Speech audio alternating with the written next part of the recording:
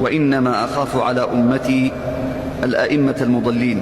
نعم، هذا ما خافه الرسول صلى الله عليه وسلم، الأئمة المضلين من علماء الضلال ودعاة الشر، دعاة الضلال ودعاة الفتنة، وما أكثرهم يتسمون بالدعوة إلى الدين وهم يدعون ضد الدين، يلبسون على الناس. هذول خطر والعياذ بالله، خطر على المسلمين. هذه واحد يخاف الرسول منهم. نعم. وإذا وضع السيف في أمتي، وهذه الثانية، إذا وقعت الفتنة فإنها تستمر فيهم، وقد وقعت بقتل عثمان رضي الله عنه.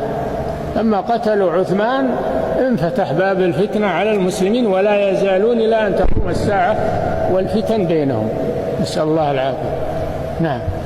وإذا وضع السيف في أمتي لم يرفع عنها إلى يوم القيامة. هذا المشكلة خطيرة هذه. نعم.